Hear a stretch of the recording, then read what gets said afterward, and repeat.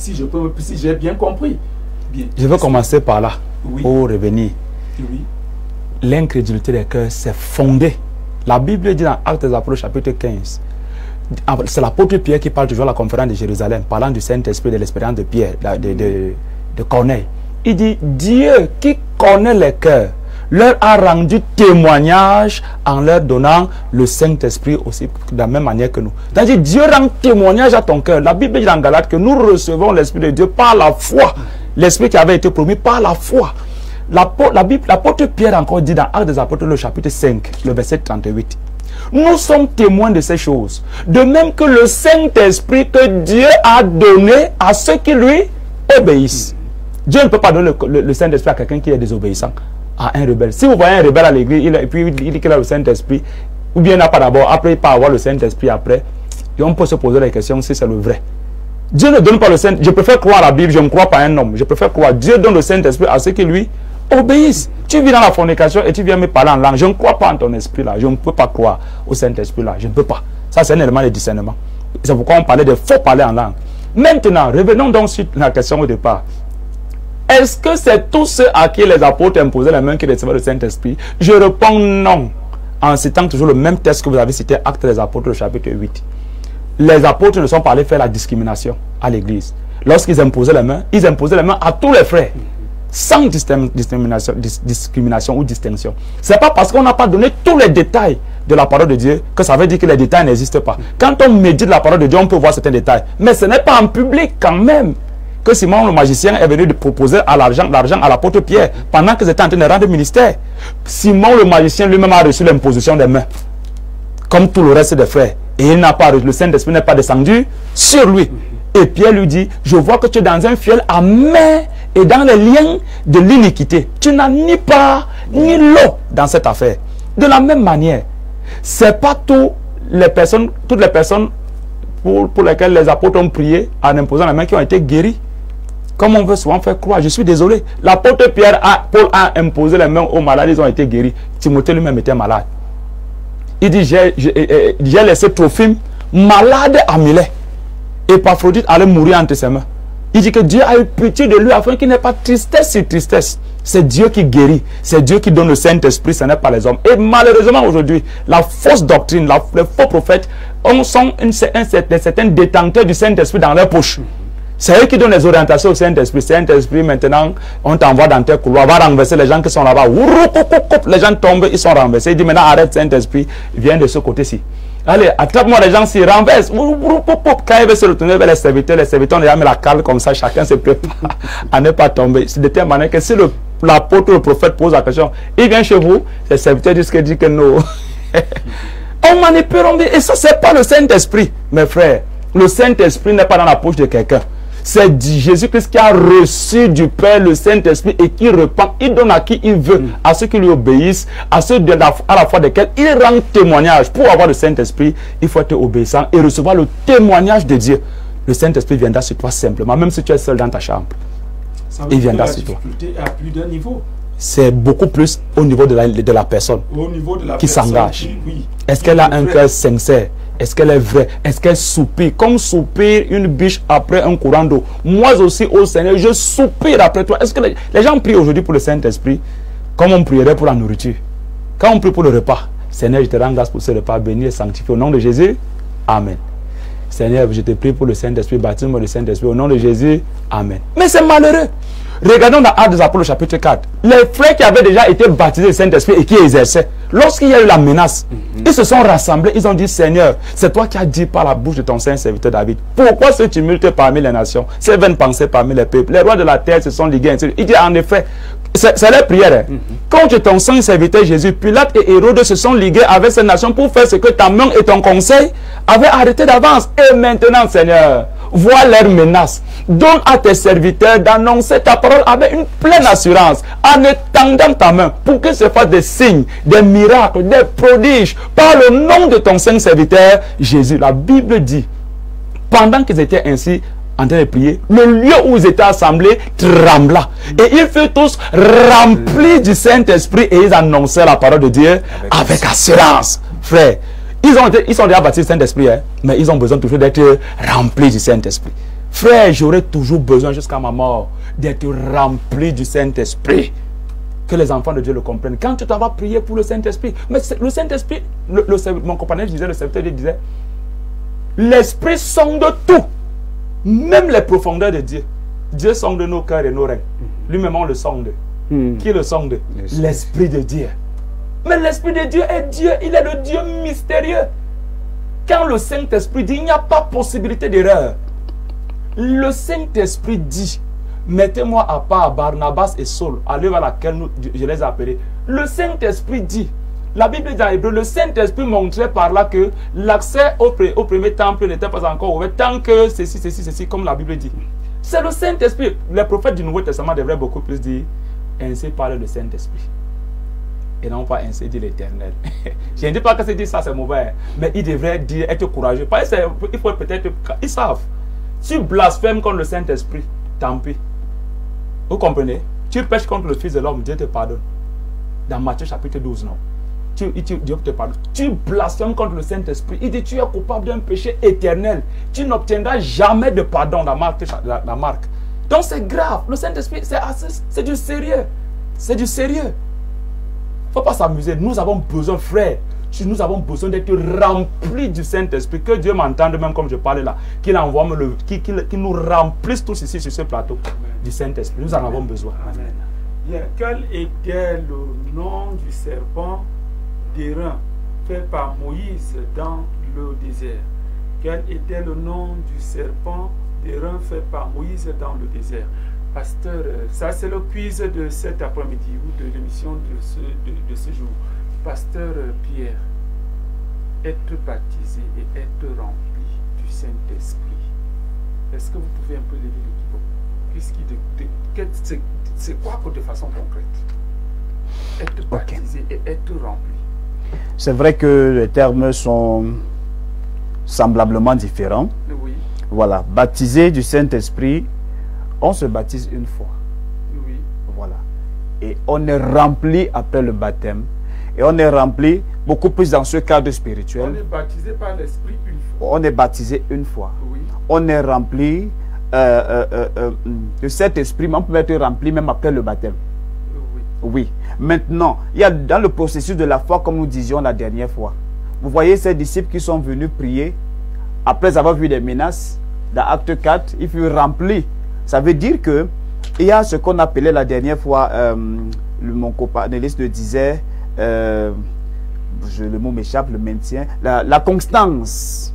La constance, il faut cette constance-là. À des temps, je dois me dire, tiens, voilà que j'ai passé 2 semaines, 1 mois, j'ai prié, je n'ai pas ressenti. Non, il faut que je m'enferme un peu. Parce que je dois ressentir, je dois sentir qu'il est là en moi. Et je dois être rempli à nouveau, comme le copanéliste dit, que lui désire que toute sa vie qu'il soit rempli. Ça veut dire que nous soyons, avant quand même la dire oui, mais nous entrons aussi dans le même cas. Nous souhaitons être remplis. C'est-à-dire chaque jour, à tout moment. Quelqu'un nous disait, un père disait, que ne passe pas un jour sans toutefois avoir parlé au Saint-Esprit. C'est-à-dire, il voulait dire par là que ne passe pas un jour sans toutefois être sûr qu'il est là. Et comment reconnaître qu'il est là? C'est quand il nous amène dans des dimensions très fortes, il nous permet de nous édifier par lui. Donc c'est ça. Le baptême du Saint-Esprit, il se passe, on est baptisé une fois. Mais maintenant, le fait d'être rempli, ça relève de la constance avec le Saint-Esprit. Le fait d'être rempli, ça dépend de ta constance. Voilà, de la constance. Dans la présence de Dieu. Voilà, Okay. dans la présence de Dieu. Je vais pousser un peu plus loin le bouchon avec vous. Ça veut dire que quand vous êtes rempli, vous êtes baptisé du Saint-Esprit, il vient, mais il ne vient pas en totalité. Quand il vient là, il vous dit oui. C'est ce que c'est le téléspectateur doit comprendre. Bien, quand vous êtes constamment avec lui, là, il ajoute ce qu'il devrait ajouter. Si je peux même dire, je pourrais dire oui. Pourquoi? Baptisé, mais tu n'es pas rempli. Parce qu'il y a des gens qui s'arrêtent. Prenons le cas de quelqu'un qui est baptisé du Saint-Esprit. Après ça, vous regardez, sa foi ne connaît pas de changement. Mais il vous dira que j'ai été baptisé. Vous voyez? Mais dans la constance, vous vous rendez compte qu'il y a beaucoup de choses qui se révèlent. La Bible parle des fruits de l'esprit. Quand il est là, ça se connaît. Et ce n'est pas quelque chose qu'on acquiert une fois. Il nous conduira dans la vérité. Il nous conduira. C'est un processus. Ça veut dire que lorsque le Saint-Esprit est en vous et que vous permettez d'être dans cette constance-là, au fur et à mesure que vous avancez, c'est comme ça qu'il vous enseigne. Parce qu'il est un enseignant aussi. Un enseignant ne peut pas venir donner tout le programme de terminale à un élève que prenez. Il faut que le mois-ci ou bien la semaine-ci, vous soyez... Non, c'est impossible. Ça doit prendre 9 mois au moins. C'est comme ça avec le Saint-Esprit. Dans cette constance-là, il nous amène d'aller d'étape par étape. Il nous révèle des choses. Parce que nous pouvons bien le recevoir, mais nous ne sommes pas encore des personnes matures pour accepter certaines réalités. Nous pouvons être bébés spirituels, mais il nous amène par cette constance-là à découvrir, à augmenter de niveau au fur et à mesure. Et chaque niveau qu'on augmente, ça fait aussi des révélations nouvelles qu'il nous apporte. Donc c'est ça. Parce que c'est pourquoi on va dire aux téléspectateurs que ne vous contentez pas d'être baptisé du Saint-Esprit seulement, mais contentez-vous à ce que la constance soit. Parce qu'il peut bien être là. Lorsqu'il vient, il vient avec tout. Maintenant, c'est à vous de lui donner la possibilité de dévoiler son plan, de vous amener, de vous conduire au niveau supérieur. D'accord. Votre copanéliste parle de constance. Est-ce que je peux vous demander d'expliquer ça de façon triviale, c'est-à-dire terre à terre, comme on dit au quartier? Je vais expliquer terre à terre avec un verset de l'Écriture dans Ézéchiel. La Bible dit que lorsque Ézéchiel s'est trouvé au bord de l'eau, il est entré dans l'eau, l'eau était au niveau des chevilles. C'était le Saint-Esprit. Plus il va en profondeur, l'eau remonte au niveau des genoux. C'est toujours le Saint-Esprit. Plus il va, l'eau remonte au niveau des reins. Et puis c'est un fleuve, il se met à nager. Il y a des dimensions et des dimensions dans le Saint-Esprit, frère. Seul Jésus-Christ de Nazareth a reçu le Saint-Esprit. La Bible dit que Dieu ne lui donne pas l'esprit avec mesure. Mais nous avons l'esprit avec mesure. Il faut déjà qu'on le comprenne comme ça. Nous avons l'esprit avec mesure, nous sommes limités. Dans Colossiens 2:8, il est dit de Jésus, en lui habite corporellement toute la plénitude de la divinité. Dieu est tout. Mais moi, je ne peux pas dire qu'en moi habite toute la plénitude de la divinité. Loin de là. Jamais. Mais même en tant qu'homme, vous voyez, quand Jésus s'est trouvé dans certaines situations, il a eu besoin qu'un ange vienne pour le fortifier. Il a eu besoin de voir Moïse et Élie et que Dieu le Père parle encore une fois de plus. Celui-ci est mon fils bien-aimé en qui j'ai mis. Nous avons besoin d'être fortifiés. Nous avons besoin d'être encouragés. Et nous avons donc qui peut mieux nous consoler si ce n'est le consolateur. Il s'appelle le consolateur, le Saint-Esprit. Nous avons besoin d'être permanemment remplis du Saint-Esprit. Paul était baptisé du Saint-Esprit, rempli du Saint-Esprit. Mais lorsqu'il se trouve devant Élymas le magicien, dans Actes des Apôtres, le chapitre 12, je crois. Actes des Apôtres, chapitre 12. Élymas le magicien. Il dit quoi? Acte 13. Acte 13. Élymas le magicien. Il dit quoi? La Bible dit Paul rempli. Élymas était en train d'empêcher au proconsul Sergius Paulus de croire à l'évangile. La Bible dit que Paul, appelé aussi Saul, rempli du Saint-Esprit. Vous voyez, là. Il a été saisi par l'Esprit de Dieu, comme ça s'est passé dans l'Ancien Testament. Et il fut rempli du Saint-Esprit, fixant les regards sur lui, dit, homme plein de ruse et de méchanceté, fils du diable, ennemi de toute justice. La main de Dieu est sur toi. L'obscurité des ténèbres t'a envahi. Il est devenu aveugle cache. Le magicien est devenu aveugle cache et le proconsul a donné sa vie au Seigneur. Il arrive souvent. Il y a une soeur qui me disait, pasteur, je veux que tu parles aussi comme ça sur moi, comme tu as souvent parlé à tel, ça c'est ma soeur. Je dis que ma soeur, ce n'est pas moi qui parle. Je peux parler parce que je suis un homme et je t'ai béni en tant que ton père dans le Seigneur. Mais l'autre que tu diras, c'est l'Esprit de Dieu qui le fait. Il dit, je parle, je suis convaincu à 100%. Et ça arrive. J'en veux pour preuve. Mon ancien, l'ancien Luc, ça s'était passé comme ça à 2 reprises. Je ne veux que m'arrêter là, à l'église. Pendant qu'on était en train de lui parler, je lui ai donné une parole poussée par l'Esprit de Dieu. Je lui ai dit, cette année, tu achètes le terrain. Il me dit que dans son intérieur, il ne voyait pas par quelle magie, par quel miracle il peut acheter le terrain. Cette année-là, il a acheté le terrain. L'année suivante, à la même époque, quelque chose, je lui ai encore donné une parole à sa femme. J'ai dit, cette année, vous construisez une maison. Ils étaient en location. Ils étaient dans le moment les plus difficiles. Quand le bailleur les a chassés de la location, l'argent pour construire la maison est arrivé. Il dit que vraiment la paix, si.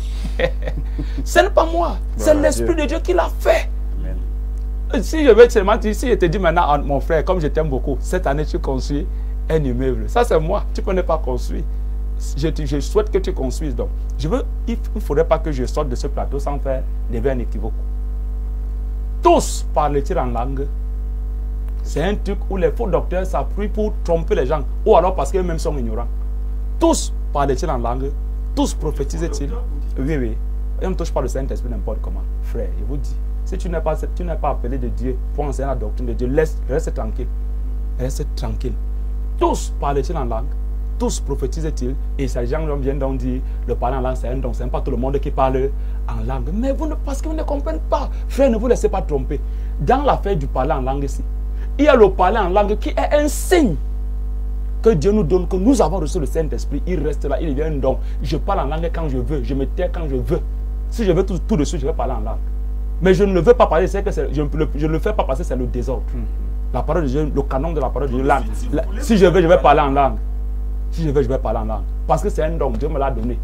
Mais quand on dit tous parlent-ils en langue, moi, je n'ai jamais parlé en langue là. Ça paraît maintenant ambigu. Il y a le don du parler en langue, de la diversité des langues. Il se manifeste en pleine assemblée. Pendant que nous sommes là à l'église, peut-être le pasteur est en train de prêcher, peut-être le coordinateur est en train d'adorer, quelqu'un se met à parler en langue à haute voix. Voilà le don du parler en langue. Ça, c'est le don de la diversité des langues. Et là, tout le monde ne l'exerce pas. Moi qui vous parle, pasteur Baël, je ne l'ai jamais manifesté. Vous comprenez? Donc, je ne suis tous parlés en langue. Non, moi, je suis de ceux-là qui ne parlent pas en langue.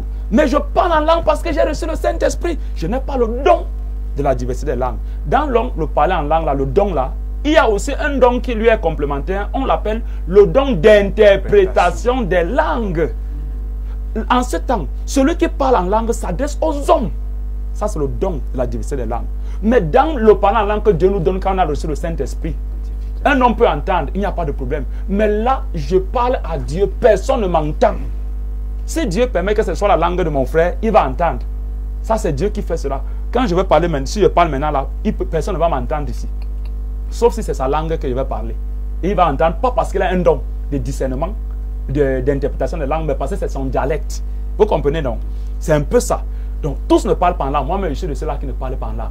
Mais il y a les gens à l'église, les soeurs et les frères qui parlent en langue. Ils parlent à haute voix et l'autre interprète. Là, ça a un don d'interprétation. Et là, ça devient la prophétie. Alors, ça a la même valeur que la prophétie. Sinon, l'apôtre Paul dit que vous vous taisez. S'il n'y a pas d'interprète, que l'on se taise et qu'on parle à soi-même et à Dieu. Donc, il faut faire la différence. Il y a le don des langues qui a son frère complémentaire, le don d'interprétation des langues. Moi, je ne l'ai pas. Je n'ai ni l'un ni l'autre. Sauf si Dieu me le donne aujourd'hui, comme j'ai demandé au Saint-Esprit, rempli du Saint-Esprit. S'il me le donne, je vais comprendre. Mais parler en langue, je parle en langue parce que je suis baptisé du Saint-Esprit. Le parler en langue est un signe que le Saint-Esprit est là. Je n'ai pas le don de la diversité des langues. Je n'ai pas le don des langues. Je n'ai pas. Bien, maintenant, le pasteur Pierre Bayol, si c'est Dieu qui donne, parce que la Bible dit qu'il y a 3 baptêmes, celui d'eau, celui du Saint-Esprit et celui de feu. Le baptême d'eau dépend de vous. Hein? C'est vous qui baptisez, les hommes de Dieu baptisent d'eau. Maintenant, le Saint-Esprit, celui du Saint-Esprit et de feu dépend de Dieu. Bien maintenant. Et il dit de façon claire dans la parole qu'il donne à celui qui demande, Matthieu 7,7. Matthieu 7,11. Bien maintenant, comment est-ce que quelqu'un peut demander et ne pas recevoir? C'est pas possible. Bon, la parole nous dit que vous demandez, vous ne recevez pas parce que vous demandez mal.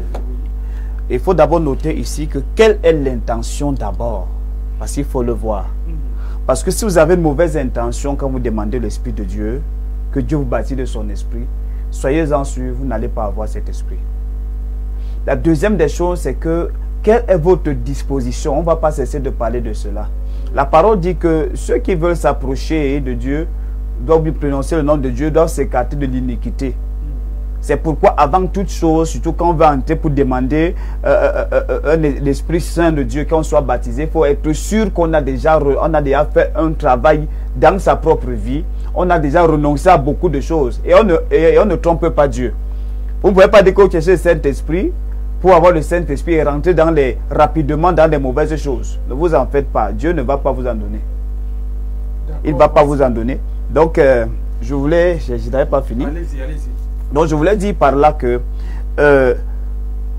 pour recevoir le Saint-Esprit de Dieu, il faut faire un travail personnel, être sûr d'avoir pris des engagements envers Dieu, c'est-à-dire renoncer, abandonner la vie du péché, avoir une motivation, moi je le dis quitter à terre comme ça, avoir une motivation pure pour l'éternel. Parce qu'on a eu, je reconnais cette sœur qui, parce qu'on avait prêché un jour à un camp des jeunes, on dit que celui qui n'a pas l'Esprit de Dieu, ce qui est écrit dans la parole, ne lui appartient pas.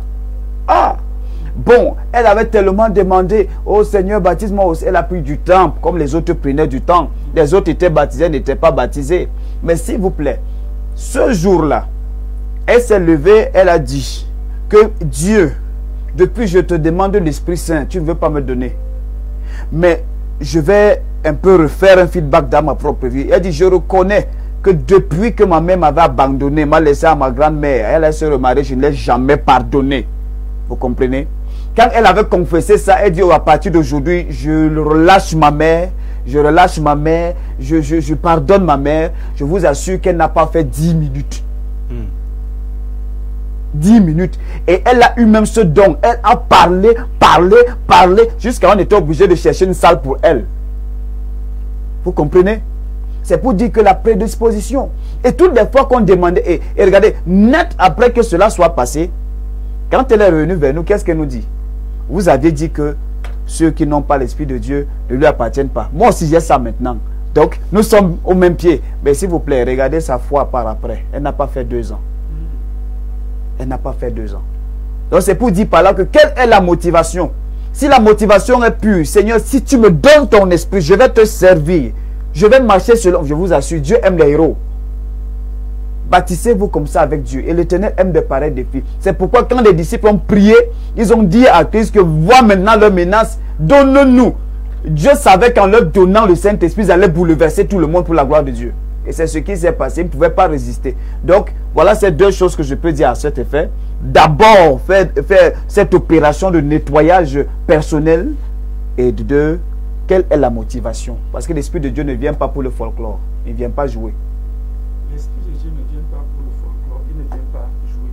Bien, voici la question d'un téléspectateur, pasteur Guy Bahel.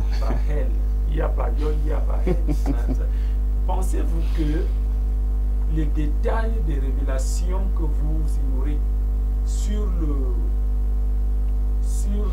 parler en langue rendraient les pratiques des autres églises fausses? Ne croyez-vous pas que le Seigneur pourrait se révéler aux églises différemment? Cette question est posée par M. Issaoulou Mouadom Yacinthe. Ok. C'est une bonne question qui nous est posée à moi et à mon copanéliste dans tous les cas. Pensez-vous que les différents... Mes frères, mon frère qui m'entend, tout est accompli. Nous avons notre code civil et notre code pénal qui est la parole de Dieu. On dit tu n'ajouteras rien, tu ne retrancheras rien. Dites-moi alors une manifestation qui n'est pas programmée. S'il y a une manifestation qui n'est pas dans la parole de Dieu, je dirais qu'elle n'est pas dans la parole de Dieu parce qu'il y a l'esprit de la vérité et l'esprit de l'erreur. L'apôtre Paul dit, je me tourne dans 2 Corinthiens 11, que vous soyez si rapidement détournés de celui que vous a appelé pour passer à un autre évangile. Non pas qu'il y ait un autre évangile, mais il y a des gens qui vous troublent et qui veulent altérer l'évangile de Dieu. Personne n'a le Saint-Esprit dans la poche. Ceux qui ont le Saint-Esprit dans la poche, c'est ceux-là qui ont le savon fire. Il se lave les mains, l'autre était parti, l'ancien, le pasteur était tout fire, il fait les mains, les gens tombent, l'ancien allait dans son bureau, il a nettoyé le bureau de l'ancien, il allait laver les mains avec le savon, dès qu'il veut se lever la main, tout le monde à terre, à terre, le pasteur arrive en retard, et il dit que, il appelle l'ancien, tu as touché le savon qui était là-bas, il dit oui, j'ai lavé mes mains, il dit ne touche plus au savon là, tu as compris, ne touche plus, et vous voulez qu'on vienne mélanger le Saint-Esprit au savon? Le Saint-Esprit ne saurait être le savon. Quand le Saint-Esprit descend sur quelqu'un, mon frère, il y a un seul esprit, mais diverses manifestations. Dieu peut te renverser par terre, tu tombes. Seul, c'est même pas qu'on t'a poussé. Dans Actes des Apôtres, chapitre 2, lorsque le Saint-Esprit est descendu sur les apôtres, les païens qui étaient incrédules disaient, ne voyez-vous pas, je cite la version Semeur, ne voyez-vous pas que ces gens sont complètement ivres?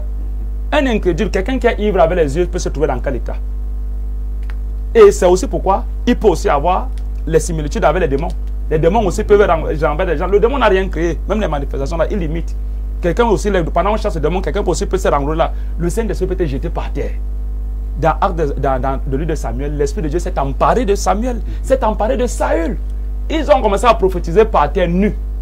C'est-à-dire quand on dit ils ont enlevé la bille en haut, ils ont commencé à prophétiser, renverser. L'autre peut être basé sur le Saint-Esprit, il n'est pas renversé. Nulle part on a dit que Corneille s'est retrouvé renversé. Ok, pour rejeter, ça veut dire que dans les déclarations que vous avez Il ne faut pas qu'on invente les bien déclarations. échappé. Il ne faut pas qu'on... Il y a ce que Dieu a dit sur le Saint-Esprit est clair. Qu'on n'invente rien. Et il y a trop d'inventions là-dedans. On te dit parle, dit ba ba ba ba ba ba ba ba ba bébé bébé bébé. Et vous voulez dire qu'on dise que c'est le Saint-Esprit, comment? Je ne peux pas. Le même téléspectateur revient. Il y a Saint Issaolo depuis Yaoundé. Pasteur, peut-on être baptisé du Saint-Esprit sans être baptisé d'eau? Serait-il obligatoire de retourner se faire baptiser d'eau pour pouvoir, certainement pour pouvoir recevoir le Saint-Esprit maintenant? Je crois que dernièrement, le copanéliste qui était là avait parlé de son cas. Il avait dit qu'il avait été baptisé du Saint-Esprit avant le baptême d'eau. Parce qu'il était question, on parlait de prééminence, je crois bien, de prééminence. Qu'est-ce qui vient avant l'autre? Mais on s'est rendu compte que dans ce domaine, ça dépend de Dieu. Corneille n'a pas été baptisé d'eau avant de recevoir le Saint-Esprit. Vous voyez un peu? C'est pourquoi on avait parlé ce jour de la prédisposition, la disposition de la personne. Vous pouvez écouter et en ce moment, si votre cœur est ouvert, vous recevez le Saint-Esprit. Si vous êtes dans les dispositions, l'Esprit de Dieu, maintenant le baptême d'eau peut venir après. Parce que il y a aussi des enseignants qui bloquent ce niveau. On vous dit que vous ne pouvez jamais jusqu'à ce que vous soyez baptisé d'eau. Non, pas du tout. Donc, les exemples sont clairs dans la parole de Dieu. Et il y a beaucoup... Qui est dans l'erreur à ce moment-là? Non, c'est l'enseignant en fait. Parce que nous avons dit que Dieu est souverain. Et comme on a parlé là, le Saint-Esprit, c'est le même Saint-Esprit, mais avec une diversité d'opérations. Il a fait pour Corneille, c'est clair. Pour moi, c'est d'abord un exemple tout clair. Il l'a fait pour Corneille. Pierre a seulement parlé. Ils étaient disposés, ils ont reçu le Saint-Esprit avant la suite. Donc, pour cette question, il n'y a pas question de prééminence à cet effet. Ça veut dire que pour le téléspectateur, qu'est-ce qu'il doit pouvoir retenir? Il semble qu'il n'est pas encore baptisé du Saint-Esprit. Il me semble, je suis comme ça en train de... Bien. Et qu'est-ce qu'il faut faire dans ce cas?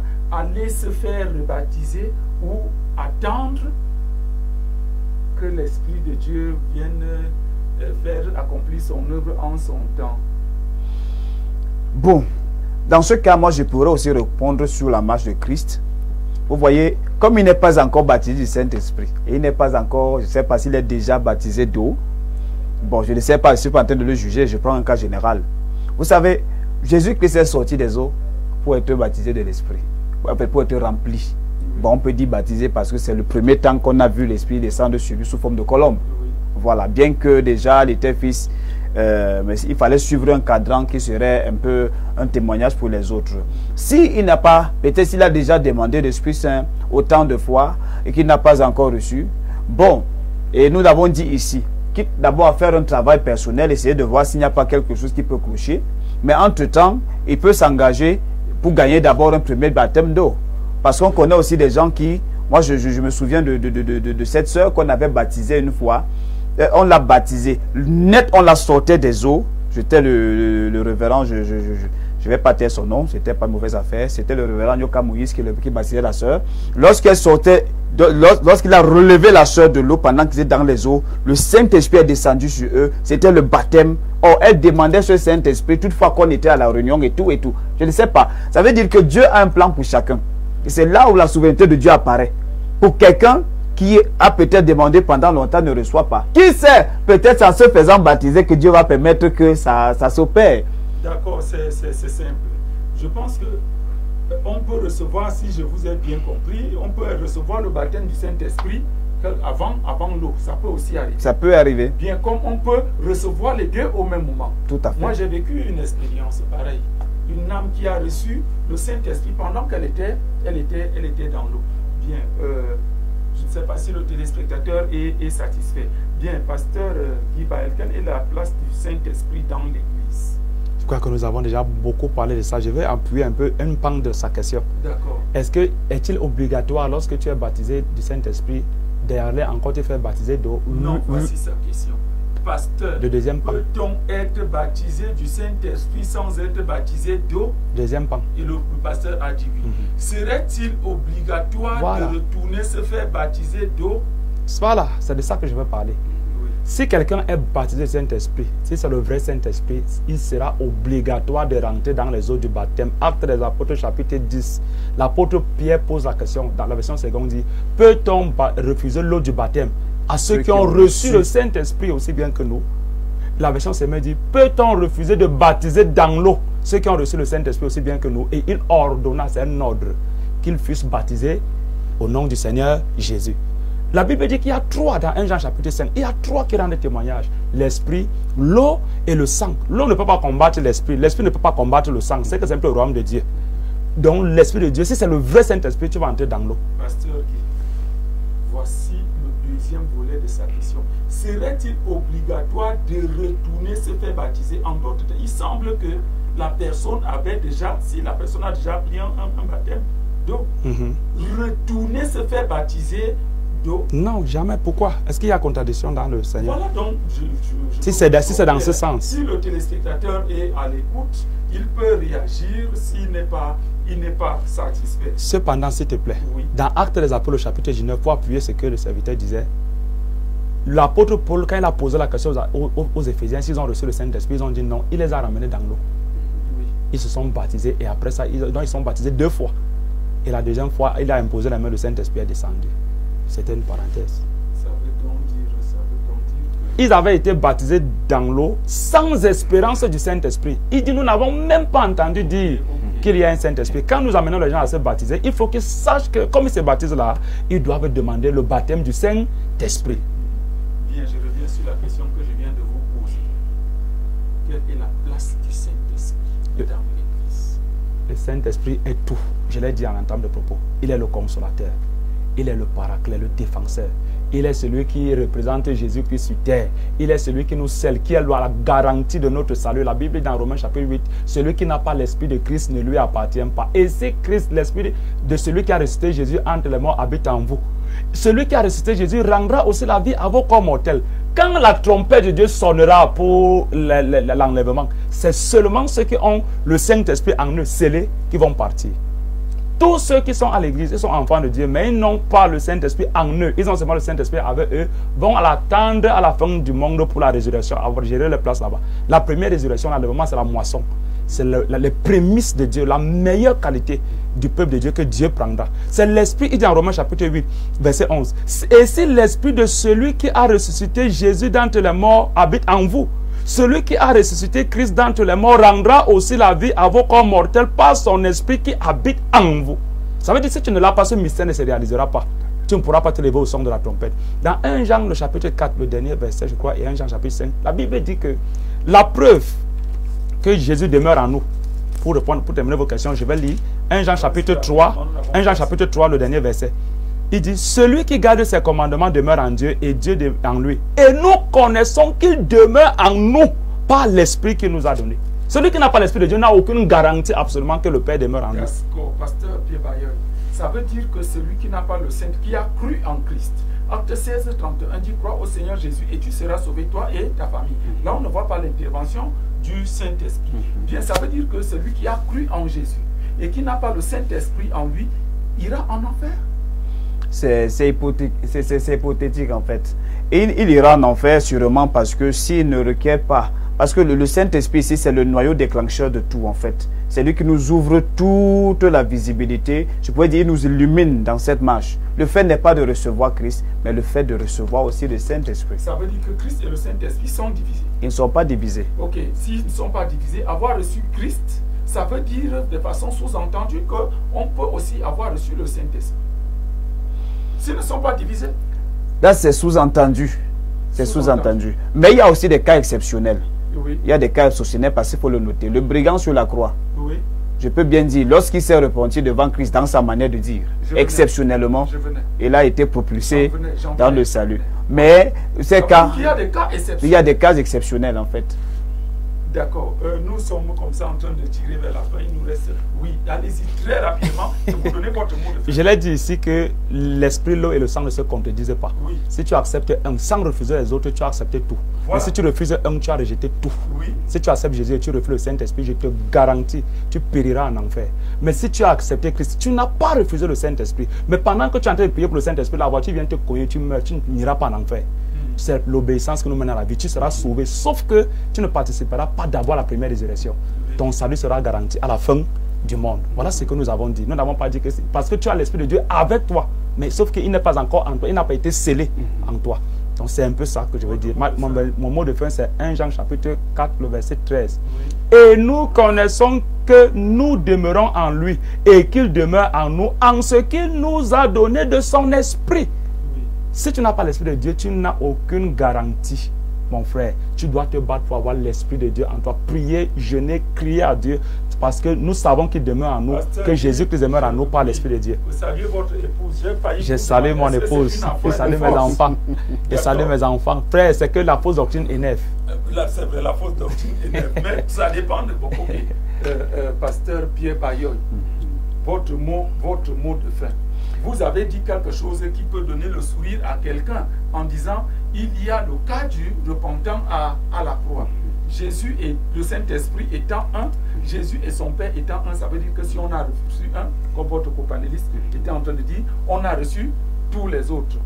Si on accepte. Si on a, oui, voilà. Même si on accepte, et même si on ne les a pas encore, on ne les ressent pas. En tout cas, en guise de mot de fin, j'aimerais seulement dire, encourager le téléspectateur qui nous regarde à ne pas attendre forcément le cas d'urgence. Parce qu'il y a certains cas d'urgence qui n'arrivent pas comme ça. C'est vraiment des cas extrêmes qui viennent de Dieu. Pendant que tu as le temps, fais le travail qui t'est demandé, suis les enseignements qui ont été donnés et essaie de tout faire pour être dans la constance, maintenir le Saint-Esprit. Je suis sûr qu'il t'amènera de progrès en progrès dans ta foi. Alors, que Dieu te bénisse. Je sais que tu as écouté, tu vas encore fouiller les Écritures, mais je suis persuadé qu'il n'y aura pas le contre. Parce que ce que nous avons dit là est tiré de la parole de Dieu, est tiré du vrai. Donc, nous t'encourageons à rechercher le Saint-Esprit. Même ce soir, tu peux entrer dans ta chambre, tu te fermes là-bas, tu dis, Seigneur, aujourd'hui, tu vas me baptiser de ton Esprit Saint. On a vu des personnes qui l'ont fait, ils ont été baptisés du Saint-Esprit. Le baptême sans Saint-Esprit veut dire qu'on est incomplet. Donc, je t'encourage à rechercher le Saint-Esprit. Bonsoir à madame. Bonsoir à mon épouse. Bonsoir à tous ceux qui nous écoutent. Que le Seigneur vous bénisse. Bien que le Seigneur vous bénisse, chers téléspectateurs de Source d'Eau Vive Télévision, nous sommes comme ça, le train est encore comme ça en train d'entrer en gare. Le train entre comme ça en gare. C'est vrai que nous n'avons pas pu faire le tour, mais nous implorons la grâce de Dieu qu'il aide le téléspectateur, qu'il aide celui qui voudrait hériter le royaume des cieux à comprendre que le Saint-Esprit de Dieu est une nécessité. C'est plus qu'urgent de le rechercher et ne te donne pas de repos si tu ne l'as pas encore reçu.